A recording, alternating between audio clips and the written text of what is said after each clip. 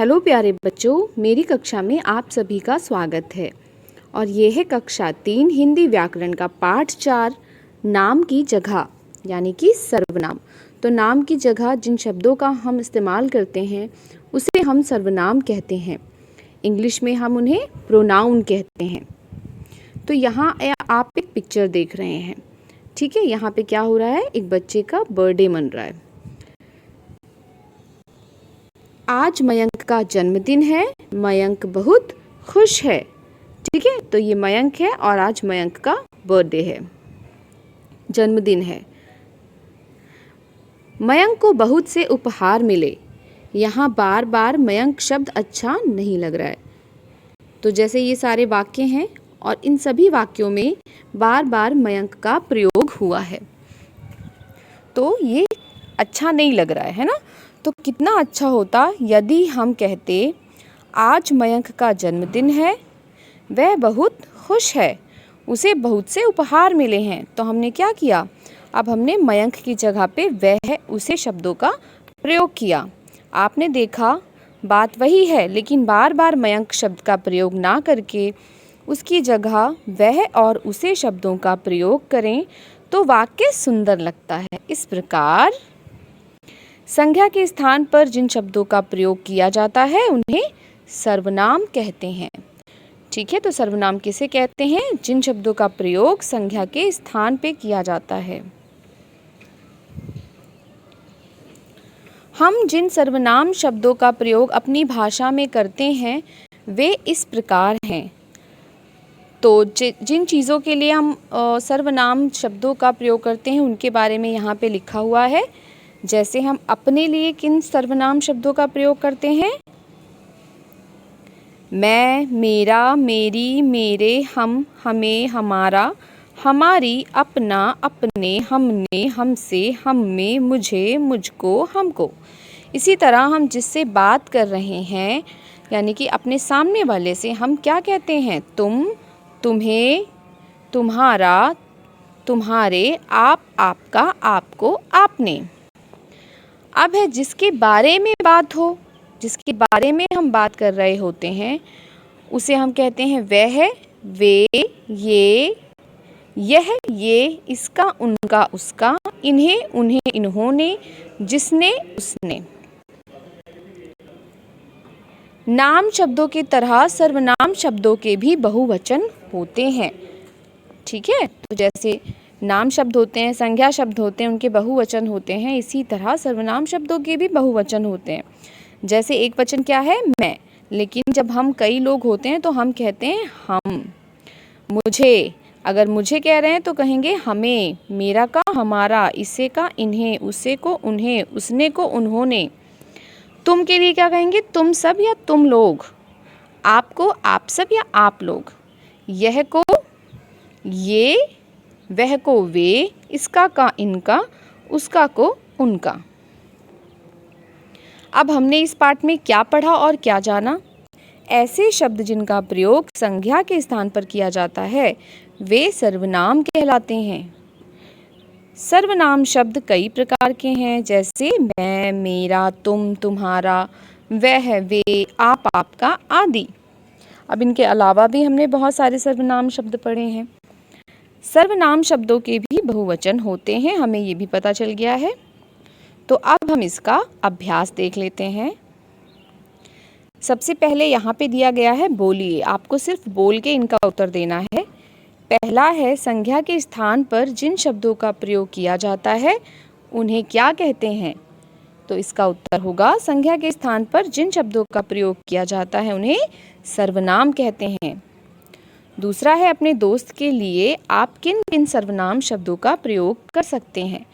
तो इसका उत्तर आपको खुद से देना है। फिर है लिखिए, नीचे लिखे अनुच्छेद में आए सर्वनाम शब्दों पर रंगीन पेंसिल से गोला लगाएं।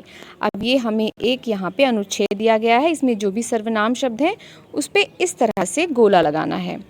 बंदर बहुत नटखट और नकलची होते हैं। कुछ तो हमारी और तुम्हारी भी ये एक सर्वनाम शब्द है। तुम्हारी तरह बोलने की कोशिश भी करते हैं। ये इतने चतुर और बुद्धिमान होते हैं। कि रंगों की पहचान करना इनके लिए मुश्किल नहीं।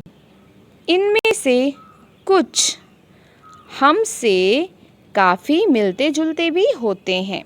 तो ये सभी इसके सर्वनाम शब्द हैं जो हमने गोले लगाए हैं। आगे है, सही सर्वनाम चुनकर खाली स्थान में लिखें। अब यहाँ पे हमें एक वाक्य दिया गया है और उसके सामने हमें 3 सर्वनाम शब्द दिए गए हैं, जिसमें से एक सही सर्वनाम चुनकर हमें लिखना है। माँ डैश बहुत ध्यान रखती है। क्या होगा? मेरे, मेरी या मेरा? तो माँ मेरा बहुत ध्यान रखती है। अगला है, डैश देखते ही अनिला भाग गई। वे, उसका या मुझे? तो मुझे देखते ही अनिला भाग गई। फिर है, डैश साथ ही रहेंगे। मैं, तुम या हम? हम साथ ही रहेंगे। जो सर्वनाम शब्द है उन पर चिन्ह लगाएं। अब इसमें से जो सर्वनाम शब्द है उसको ढूंढना है और उस पर टिक लगाना है। तो पहले में हमें करके दिया गया है, सुंदर क्या है? एक संज्ञा शब्द है। गुलाब भी एक संज्ञा शब्द है, लेकिन वह एक सर्वनाम शब्द है। इसी तरह हमें बाकियों में भी करना है। तो दूसरे में है, उसे, चिड़िया या सविता?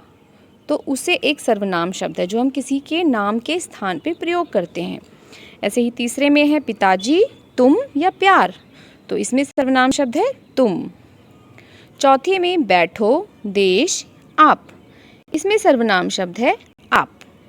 5 में है, घर, मेरा या बगीचा? तो इसमें सर्वनाम शब्द है मेरा। चौथा है, दिए गए वाक्यों में रंगीन सर्वनाम शब्द किस संज्ञा के लिए आए हैं, खाली स्थान पर लिखें।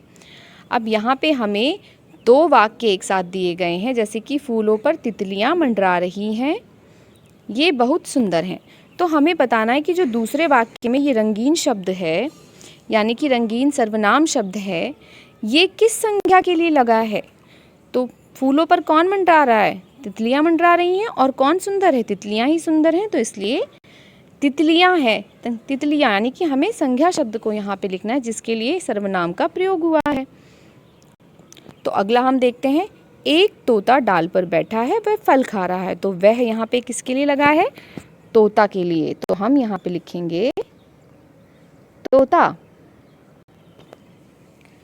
अगला है, लड़कियां जानवरों को देख रही हैं, वे डर रही हैं। अब यहाँ पे 2 संज्ञा शब्द हैं, तो लड़कियां और एक जानवरों, लेकिन हमें बताना है कि वे किसके लिए लिखा है। वे डर रही हैं मतलब कौन डर रहा है? जानवर तो नहीं डर रहे हैं, लड़कियां डर रही हैं। तो दूसरे में हमें लिखना है लड़कियां।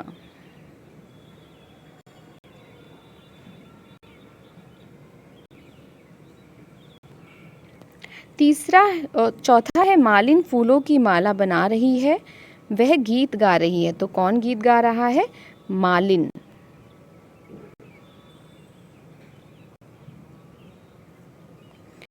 पांचवा है, अर्पित ने नई कमीज खरीदी, वह नीली है। तो क्या नीली है? कमीज। तो यहाँ पे आएगा कमीज। नदी में मछलियां तैर रही हैं, वह सुनहरी हैं। क्या सुनहरी हैं?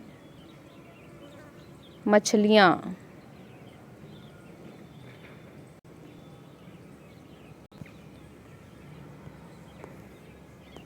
इसके बाद 5वां है, इन शब्दों में से सही सर्वनाम चुनकर नीचे लिखी कहानी पूरी करें। अब यहाँ पे एक कहानी दी गई है और हमें यहाँ एक हेल्प बॉक्स में कुछ सर्वनाम शब्द दिए गए हैं, जिनमें से सही शब्द चुनकर हमें इसमें भरने हैं। तो एक पतंग और पिल्ले में गहरी दोस्ती थी। एक दिन हवा से पतंग कहीं दूर चली गई। पिल्ला क्या आएगा? उसे ढूंढता रहा। डैश शीशम के पेड़ से पूछा। क्या आएगा? उसने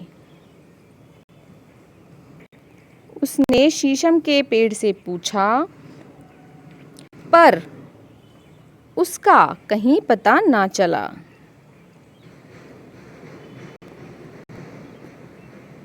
उसका कहीं पता ना चला। फिर यहाँ आएगा, वह बहुत देर तक खोजता रहा। फिर है, फिर एक खरगोश ने कहा, चलो मैं बताता हूँ। तब वे एक झाड़ी के पीछे से उसे खोज लाए। ठीक है, अब अगला है, अपनी माँ से पिकनिक पर जाने की अनुमति मांगते हुए 2-3 वाक्य लिखें। देखें कि उनमें किन किन सर्वनाम शब्दों का प्रयोग हुआ। तो ये भी आपको खुद से करना है। इसके बाद हमारा ये पाठ यहाँ पे होता है समाप्त और हम मिलेंगे अपनी अगली कक्षा में। Thanks for watching.